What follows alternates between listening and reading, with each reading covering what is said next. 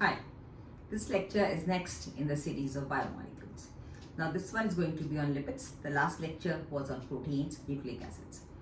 Now you understand the significance of lipids. There are three important in your NCERT chapter, class 11. There are three important biomolecules which are discussed, which are lipids, carbohydrates, proteins and nucleic acids. Four. We have already discussed proteins. You understand the connection between proteins and amino acids. Moving on to the next, which is lipid.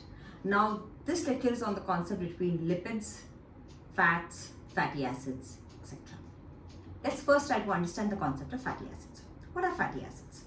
Any acid which has an alkyl group at one end, meaning any compound or any chemical which has got a COH, which is a carboxylic group at one end and connected to an alkyl or aryl group, is referred to as a fatty acid.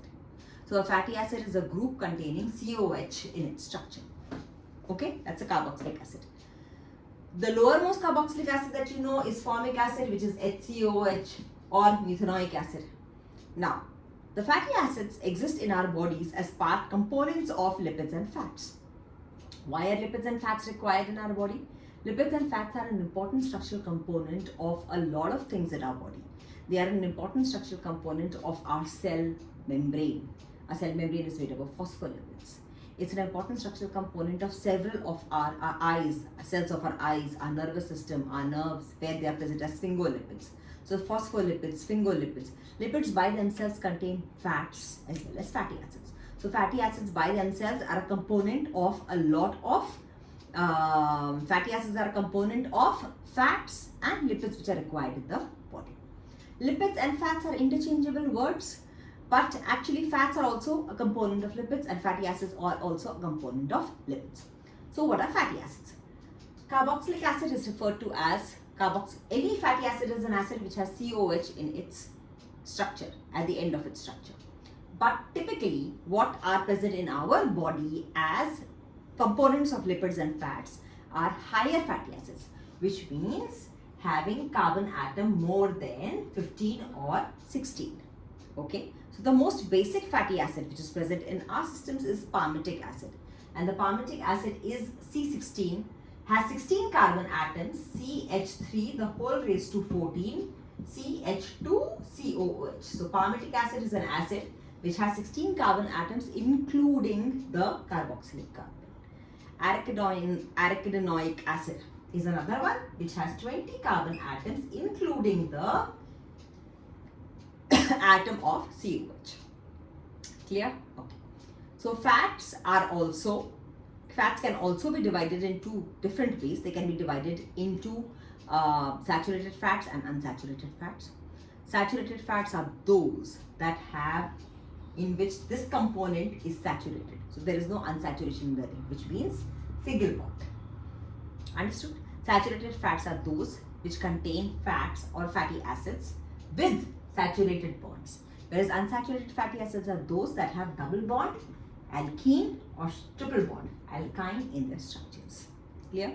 So unsaturated in the chemical structure, when there is a double bond present, like as in alkenes, or a triple bond present as in alkynes, it is classified as an unsaturated fat.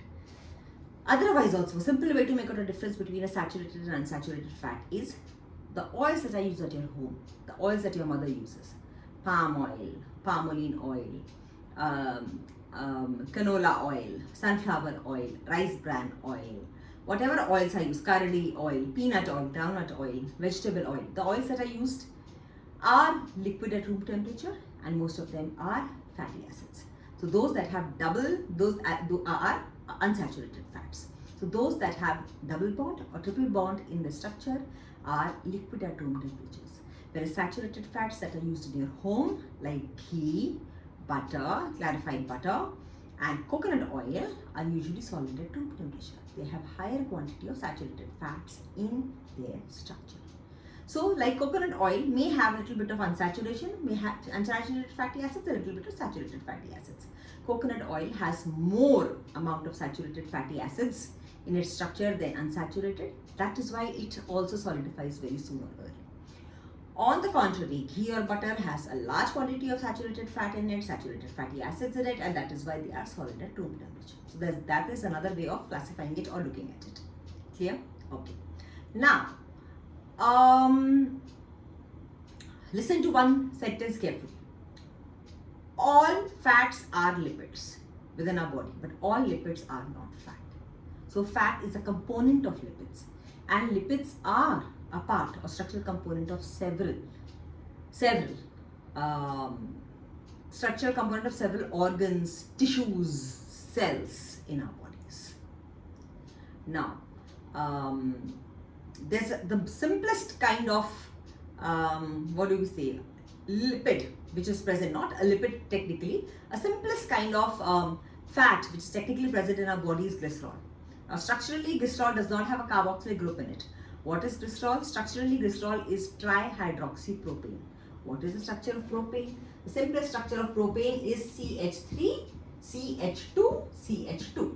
If you replace one H with OH, CH2OH, the other with OH, CHOH, the third with OH, CH2OH. This is glycerol.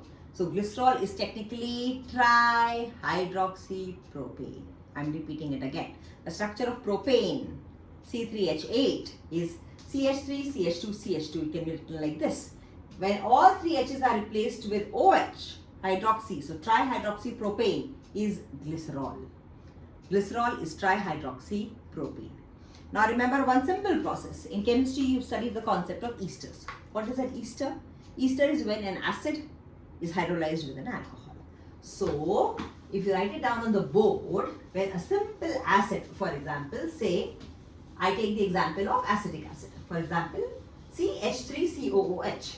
If CH3COOH is hydrolyzed with ethyl alcohol, say I hydrolyze CH3COOH plus C2H5OH. What is the meaning of hydrolysis? It means one H from here, one OH from here, forms H2O and is removed from the system. What is left behind is CH3COO, C2H5. This is a simple ester. Clear? Okay. This is a simple ester. It's called esterification of alcohol or acid. What if you esterify in glycerol, if you esterify one OH group, the first OH group with an acid, a higher fatty acid, say palmitic acid, C17 or C16 or C18. Esterification of this OH group leads to the formation of a monoglyceride. Esterification of this second two groups leads to the formation of a triglyceride. And esterification of all three leads to the formation of something which is referred to as triglyceride. Understood the concept of now monoglyceride, diglyceride, triglyceride? Understood the concept of fatty acids, the structure of fatty acids. So fatty acid is a simple compound which has COH in its group, especially with higher fatty acids, which means carbon atoms more than 16 or 17. Glycerol is the simplest, technically you could say fat or lipid which is found in our body. Lipids contain fats as one of the components. Fats contain fatty acids. They are all words which are used interchangeably within your body, but lipids are those that contain fats in the structure. All fats are lipids, but all lipids are not fats. And fats are made up of fatty acids plus some other components. So, we have phospholipids in our bodies. We have our cell membrane is made up of phospholipid. We have sphingolipids. The nerves contain sphingolipids. So, there are several types of complex lipids which are present in your body. Structurally, fatty acids and glycerol are two components that you need to study. A fatty acid is simple, like an acid which has carbon atom more than 16 or 17 molecules. It's simple fatty acid. If it has unsaturation in the chain, it becomes an unsaturated fatty acid. If it is saturated compound in the chain, in the structure, it is a saturated fat. They may be aromatic too in nature. For example, cholesterol is a saturated fat which has aromatic ring in its structure. Glycerol, when you replace one OH group, esterify it, it's called as a monoglyceride.